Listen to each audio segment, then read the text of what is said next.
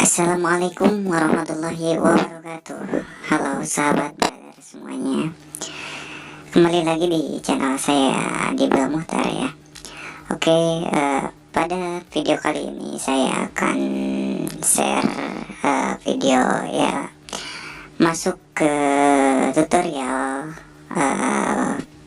belajar pemrograman bahasa Kotlin ya teman-teman. Oke, sebelum lanjut kepada videonya, jangan lupa teman-teman klik tombol like dan tombol subscribe-nya terlebih dahulu ya, biar nanti teman-teman tidak terlewat video-video tips berikutnya atau tutorial-tutorial apalagi dalam bahasa pemrograman ini. Saya akan buat video ini beberapa episode gitu ya.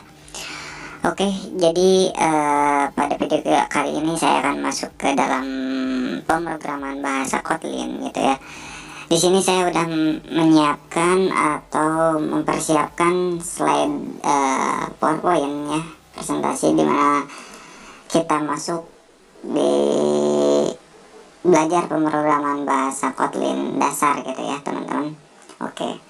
Nah, ini saya buat di episode 1 yaitu mengenai pengenalan Kotlinnya terlebih dahulu. Jadi sebelum teman-teman masuk ke belajar bahasa Kotlin, kita mengenalkannya terlebih dahulu. Apalagi ini teman-teman yang emang punya tujuan untuk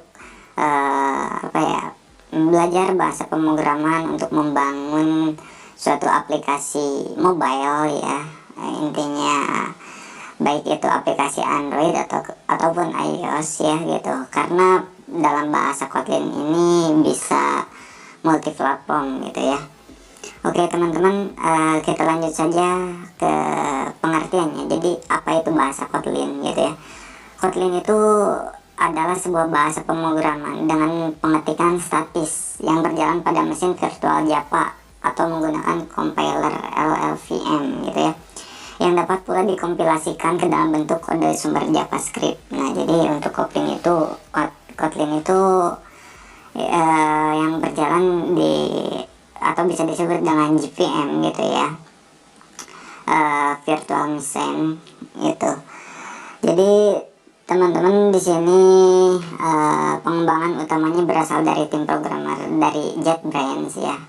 Untuk sejarahnya bermarkas di Rusia, meskipun sintaksnya tidak kompatibel dengan bahasa Java, Kotlin didesain untuk dapat bekerja sama dengan kode bahasa Java gitu ya, dan bergantung kepada kode bahasa Java dari kelas pustaka Java yang ada gitu, seperti berbagai framework Java yang ada gitu. Tim pengembangan memutuskan menamakan Kotlin dengan mengambil nama dari sebuah pulau di Rusia, sebagaimana Java yang mengambil nama dari Pulau Jawa di Indonesia.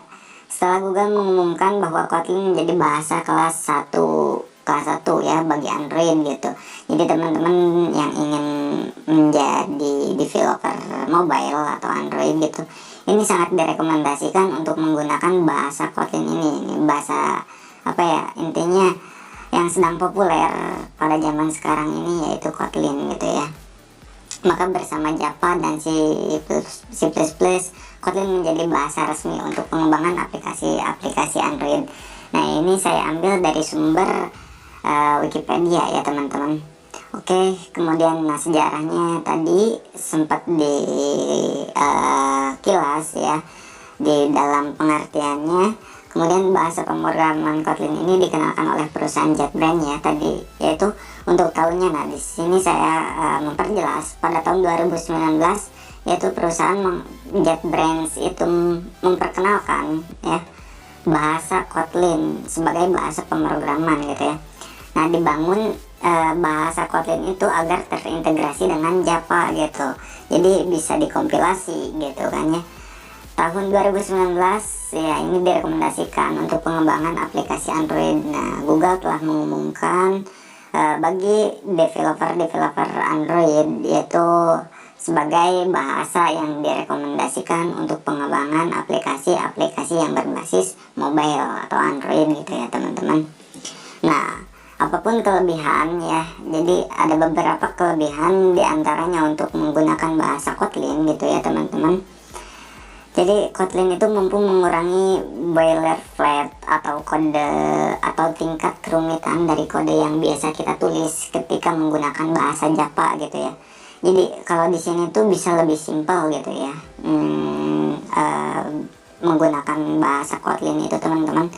Jadi kalau di bahasa Java itu hal kecilnya ketika kita di akhir itu diwajibkan harus menggunakan titik koma gitu ya teman-teman. Tapi kalau di Kotlin ini tidak diwajibkan, jadi teman-teman mau pakai titik koma ataupun tidak itu tetap bisa dijalankan gitu, tidak terdapat error gitu. Nah, untuk kelebihan yang selanjutnya yaitu Kotlin mampu menjamin bahwa setiap sintak yang kita tulis secara proses kompilasi dan mencegah kemungkinan terjadinya error. Misalnya mampu mencegah terjadinya null pointer exception ketika kita coding menggunakan bahasa Java. Nah, ketika bahasa Java itu ketika ada null gitu ya, biasanya kalau di Java itu akan menjadi error. Karena di sini ada beberapa tips gitu ya, nanti kita akan jelaskan di video selanjutnya di bagian tentang coding nanti ya teman-teman. Jadi di sini itu untuk mampu mencegah terjadinya null pointer exception gitu, ada value-value yang null gitu ya. Jadi bisa dicegah gitu. Kotlin sejatinya sama seperti Java ya, karena emang berawal dari Java juga ya gitu ya. Bukan berawal atau apa ya gitu, intinya hampir sama. Jadi ketika teman-teman yang memang sering menggunakan bahasa Java, ketika berpindah ke bahasa Kotlin ini sendiri itu tidak terlalu jauh gitu ya perbedaannya, karena memang Kotlin itu sendiri diturunkan dari bahasa induknya yaitu Java ya, yaitu intinya turunan dari bahasa Java juga, sehingga Kotlin juga dapat dipakai dalam pengembangan aplikasi di web maupun mobile gitu ya teman-teman. Kotlin tidak sama seperti bahasa Java turunan lainnya, misalnya Scala ataupun Clojure gitu ya, yang tidak dapat dijalankan bersamaan dengan kode yang kita tulis menggunakan Java. Kotlin mampu membaca kode lama atau library yang kita gunakan atau kita tulis dengan bahasa Java, dan begitu pun juga sebaliknya.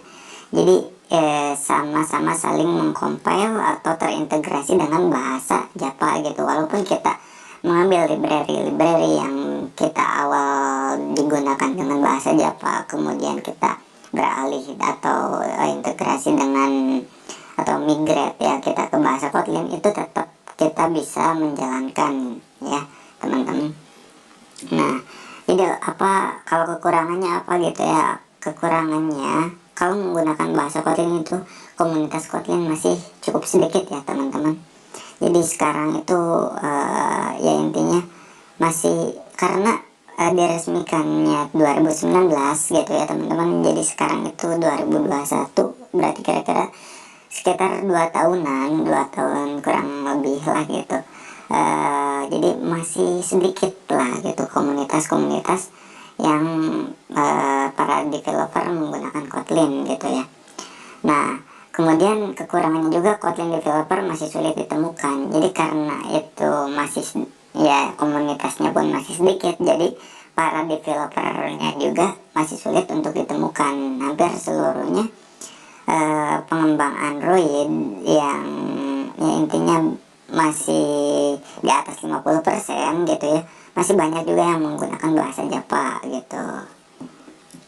Oke, jadi teman-teman ketika mau belajar Kotlin, bahasa Kotlin pemrograman dasar sendiri gitu ya teman-teman, jadi apa sih yang harus kita persiapkan? Nah, di sini kita akan menggunakan tools ya bernama IntelliJ IDE ya, yang disediakan oleh JetBrains itu sendiri gitu ya, karena tool tersebut sudah terintegrasi dengan Kotlin. Dan jangan lupa teman-teman ketika mau install IntelliJ IDE-nya, teman-teman harus juga menginstal juga JDK-nya. Jadi Java Development Kit-nya gitu ya teman-teman. Nah, ketika teman-teman mau download silahkan diklik ini saja. Jadi teman-teman masuk ketika mau download JDK di https jdk.java.net. Nah, itu versi yang terbaru gitu ya teman-teman.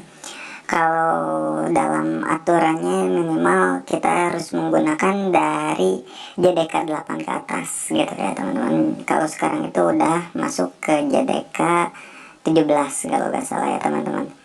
Nah, download IntelliJ ID-nya di mana teman-temannya? Jadi karena ini perusahaan JetBrains ya teman-teman, silahkan teman-teman masuk di ini ya, http JetBrains di sini untuk melakukan download IntelliJ ID sebagai smart editor ketika kita mau menggunakan atau mau belajar tentang bahasa coding bahasa Kotlin gitu ya teman-teman.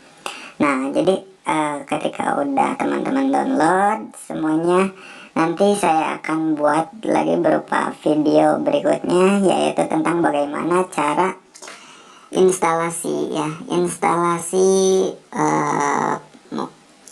IntelliJ ID-nya tersebut. Nah, oke teman-teman, sepertinya untuk pengenalan bahasa Kotlin tersebut saya cukupkan sekian. Mudah-mudahan teman-teman bisa lebih paham tentang apa itu bahasa Kotlin gitu ya, sebelum kita melanjutkan ke lebih jauh lagi ya teman-teman. Oke, sebelum saya tutup, jangan lupa teman-teman klik tombol like, komen, dan subscribe ya teman-teman. Semoga channel ini terus berkembang, dan saya insya Allah akan terus buat lagi tutorial-tutorial, baik itu tentang IT komputer yang lainnya, dan bahasa pemrograman yang teman-teman ingin dipelajari juga gitu ya. Oke, terima kasih, dicukupkan sekian. Wassalamualaikum warahmatullahi wabarakatuh.